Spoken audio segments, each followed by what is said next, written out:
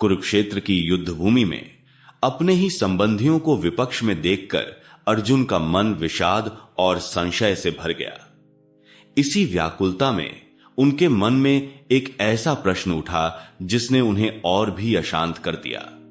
उन्होंने अपने सारथी और गुरु भगवान श्री कृष्ण से पूछा।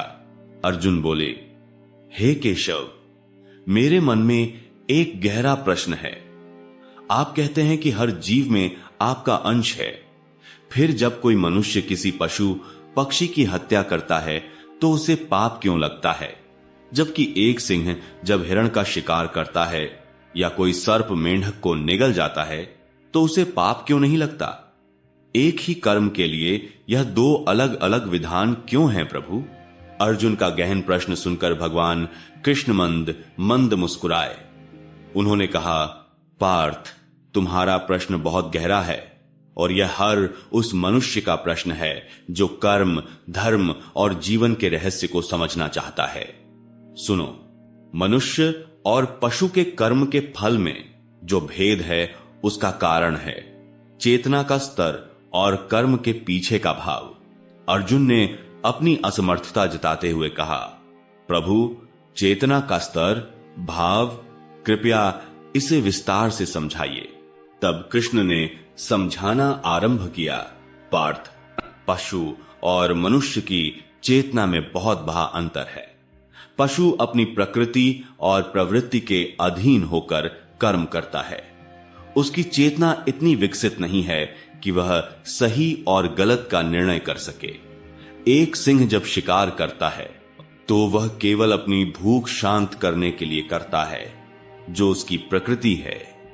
उसके कर्म के पीछे कोई द्वेष, अहंकार या पाप का भाव नहीं होता। वह प्रकृति के नियमों का एक हिस्सा मात्र है। जैसे नदी का बहना या अग्नि का जलाना उसका स्वभाव है, वैसे ही मांसाहारी पशु का शिकार करना उसका स्वभाव है। इन स्वाभाविक क्रियाओं से पाप और पुण्य का सृजन नहीं होता, क्योंकि इनके पीछे कर्ता होने का भाव नहीं होता। कृष्ण ने आगे कहा, दूसरी ओर मनुष्य को मैंने बुद्धि और विवेक का वरदान दिया है। वह अपनी चेतना के कारण यह निर्णय ले सकता है कि क्या उचित है और क्या अनुचित। उसके पास चुनाव करने का विकल्प है। वह अपनी इंद्रियों और प्रवृत्तियों का दास नहीं, स्वामी बन सकता है।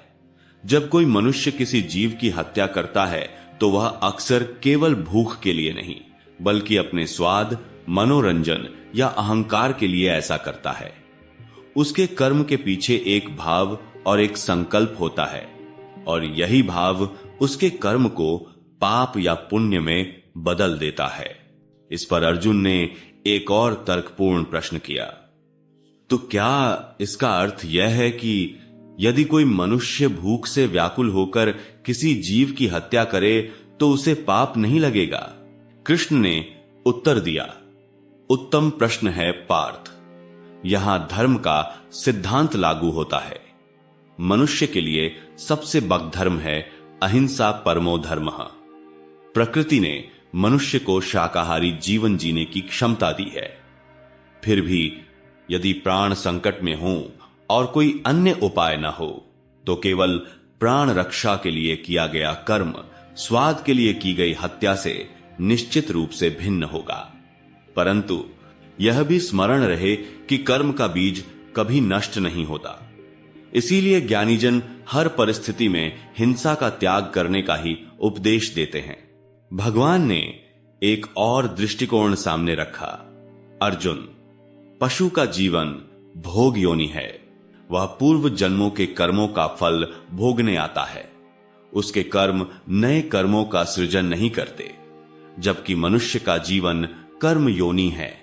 उसे यह अवसर मिला है कि वह अपने कर्मों से अपनी नियति का निर्माण करे और मोक्ष की ओर बढ़े। यह स्वतंत्रता और यह विकल्प जीवन कर्मों के कर्मों का सृजन नहीं करते, केवल मनुष्य के पास है। और जहां स्वतंत्रता है वहीं जिम्मेदारी भी है। यही जिम्मेदारी मनुष्य के कर्मों को पाप और पुण्य से जोती है। अर्जुन के मन का अंधकार छोंटने लगा था। कृष्ण ने बात को और स्पष्ट करते हुए कहा, पार्थ, तुम प्रकृति के जिस चक्र की बात कर रहे हो वह जीवो जीवस्य भोजनम का सिद्धांत है। यह उस चेतना के स्तर पर सत्य है जहां विवेक नहीं है। मनुष्य को मैंने इस चक्र से ऊपर उठने की क्षमता दी है। उसका लक्ष्य केवल जीना नहीं बल्कि सार्थकता से जीना है। आत्मा का पोषण करुणा और अहिंसा से होता है। सोचो, क्या कोई सिंह भविष्य के लिए मांस का संचय या व्यापार करता है? नहीं, वह केवल भूख मिटाता है। परंतु मनुष्य अपनी जिह्वा के स्वाद और धन के लिए कसाईखाने बनाता है और पशुओं को कष्ट देकर मारता है। यह प्रकृति का चक्र नहीं, यह मनुष्य की विकृति है, उसकी बुद्धि का दुरुपयोग है। यही पाप है। कृष्ण के वचनों से अर्जुन के नेत्र खुल गए। उन्होंने कहा, अद्भुत प्रभु, अद्भुत। अब मैं समझ गया हूं कि मनुष्य का हर कर्म क्यों इतना महत्वपूर्ण है। तब श्री कृष्ण ने अपना अंतिम उपदेश दिया।